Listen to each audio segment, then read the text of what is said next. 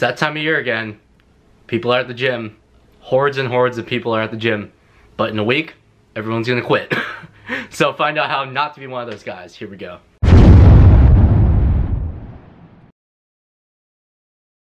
Hey guys, what's up? It's your boy, John, back for another video. And today I wanted to talk about a topic that everyone wants to know. First of all, Happy New Year to y'all. Thank you so much for stopping by. It's 2020, y'all, and we know what that means. Everyone is at the gym right now. Everyone is attempting to get in shape because it's everyone's New Year's resolution for the 100th time in a row. So I want to make sure that you guys have a successful 2020. If you really want to get serious about your fitness, there's a lot of bad information out there, so I kind of want to condense it all into my top 5 things to keep you guys on track for 2020 to hit all of your goals. So did you guys set a New Year's resolution? I guarantee you 9 out of 10 people are gonna say, oh, I wanna lose weight. I wanna get back in shape. Have any of you felt like you don't know where to start? You have the gym membership, you have the little card that says you can go to the gym, but you have no idea what one machine is from another machine. Should I do leg extensions or leg press? Well, that's why I'm here. I have some easy tips to get you guys started in the gym, jumpstart your 2020 into a world of good fitness. So let's get started. So my number 1 tip for y'all is nutrition, nutrition, nutrition. Now, how many of you guys know someone who goes to the gym 5 days a week for an hour a day and still eats all the junk food, still goes to McDonald's, still eats all the donuts, still eats all the crappy food, and they don't watch what they eat, and then they complain about not losing weight. And then they end up giving up. So my number 1 tip for you guys on this list is watch your nutrition. What I mean by that is there's no shortcut to losing weight. So everything has to be perfect in order for you guys to actually see good results. What I mean by that is not only do you have to have a regimented program to see the best results in the gym, but you also have to have your nutrition. Setting your macros. If I recommend for everyone, if it fits your macros when you're first starting out, because it's more intuitive than trying to restrict your diet in any sort of way. Now, all the different diets out there, so keto, if it fits your macros, carnivore, whatever the diet is, do whatever works for you. Don't listen to all the marketing bullshit about, oh, keto will make you lose weight faster, or XYZ diet is the best diet out there for you. What it really comes down to for most people without metabolic issues is calories in versus calories out. Now, there are some exceptions to this rule, but for the most part, calories in versus calories out is the way to go. And if you're not tracking everything that you're eating, especially in the very beginning of your fitness journey, you're not gonna get in the good eating habits that you need to be successful long term. So my next tip for you guys would be start logging your food and your workouts. Now, no matter how tedious that sounds, it'll build a good habit for the future. So what I mean by this is open up your phone. Everyone has a smartphone.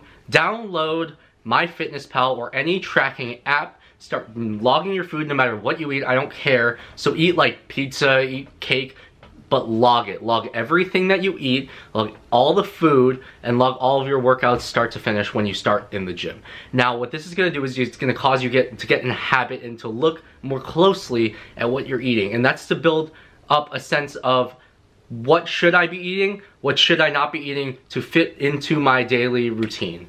Now, I'm not saying that you have to restrict yourself too much, but it'll give you a good idea of where you're overeating and if you're overeating. And for a lot of people that actually think that their diet is good, it's actually they are overeating a lot of calories. It doesn't matter if you're eating the best food possible, the healthiest food possible. That salad that you just ate at Panera was 1,200 calories. I guarantee you that you know someone like this. And I don't want you guys to fall into the same trap that many people do.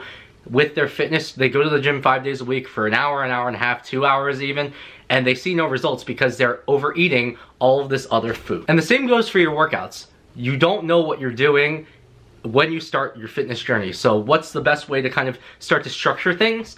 Logging things. And even if you're doing like 3 sets of 10 on everything, log that so you know what weights that you're using so you can progressively overload even if you are on a linear progression style program. Now that you've gotten those habits ingrained, my next tip is much more effective. What movements and what exercises should you start with in the gym?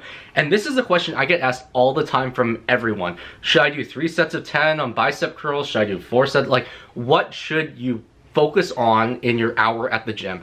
And this, I kind of boil down to what is your goal? And when anyone starts in the gym, I want to teach them good movement first. I want to teach them how to move properly before we add a lot of weight. And that's where I think a lot of people go wrong. They learn they should be squatting, they should be doing some form of deadlift, should be doing like chest, blah, blah, blah. But they load up the weight too quickly and their form starts to degrade with time. Then they either get injured or they hit a plateau really quickly and they kind of give up. Now, when someone comes to me and they want to start my sort of programming, what I tell them is, what do you do every day? And usually they're like, oh, well, I play with my kids, I go to work, I move boxes, or I do dishes, I put stuff away, stuff like that. So I'm like, okay, so you are squatting, you're deadlifting because you're picking things up, you're picking your kids up off the ground, you're overhead pressing because you're putting stuff up over your head. And I tell them, we should focus on the movements that you mostly do in day-to-day life. So I say there's 5 movements that everyone should be doing at the gym.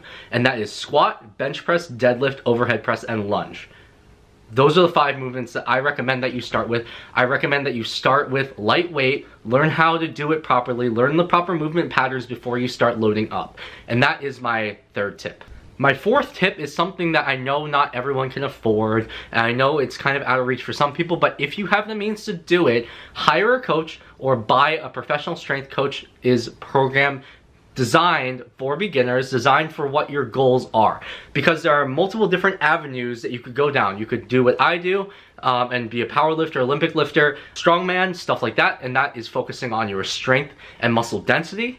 Or you could go down the route of bodybuilding. I want that summer bod, I want to be shredded for one summer, and buy a bodybuilding style program. Because there's multiple different ways of training, and if you train one specific way, you might not see the results that you're looking for if you do that kind of program. What I mean by that is, if you want to get shredded, the last thing that you want to be doing is powerlifting, because powerlifting doesn't give you enough volume, training volume, which is the amount of reps and sets over a given week, to actually give you that kind of shredded muscle mass big look.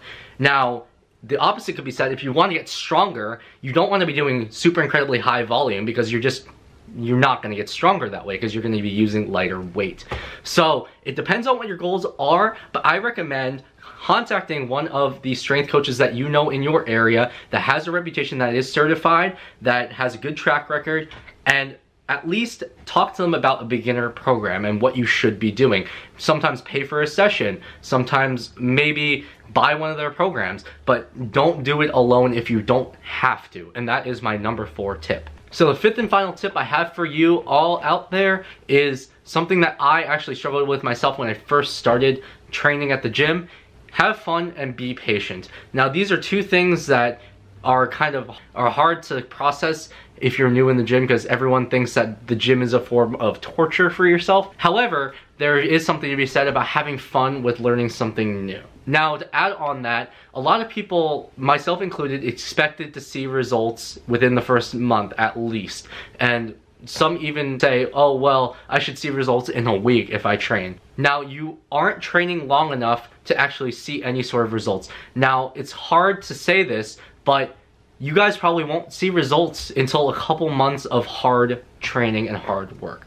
Now, it takes dedication, it takes a lot of time to get yourself motivated to go into the gym if you're not seeing results.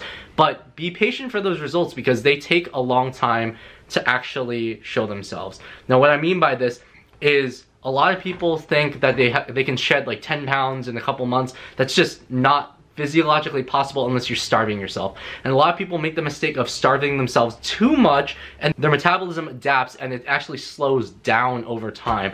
Now, it's kind of counterintuitive, but you have to be eating enough food and enough protein to actually get a hypertrophic response out of your muscle. You can't build muscle on like a heavy starving deficit all the time. Now, you will see a little bit of body recomposition where you will trade fat for muscle, and even if you're on a deficit, you will see some muscle gain. However, that is not sustainable for the long term. You aren't able to lose fat and gain muscle at the same time, at the same rate forever. There's the whole stage of noob gains, which you guys will see will actually go away after the first 5-6 months of training hard. Don't freak out if you don't see results within the first month, even month and a half, because your body takes a little bit of a time to adapt to the new training stimulus and build the muscle. Muscle doesn't build overnight, fat doesn't melt away overnight. It takes time, guys. So my number 5 and my last tip for you guys is take your time and have fun with it. No matter how hard that is for you guys to do right now, have fun with training. Have fun learning something new for once. So I hope you guys have really enjoyed this video. I know everyone out there wants to get their New Year's results and New Year's gains in, all aboard the gain train, am I right? But take your time, take these tips to heart, because this is stuff that I wish I knew when I first started in the gym. I spent a lot of time wasting my time doing unnecessary stuff back then and taking unnecessary supplements, taking unnecessary advice from fitness gurus and experts. So hope you guys have really enjoyed this video. If you have any questions, feel free to drop a comment down below. I'll respond to you, or send me an email. My email will be here.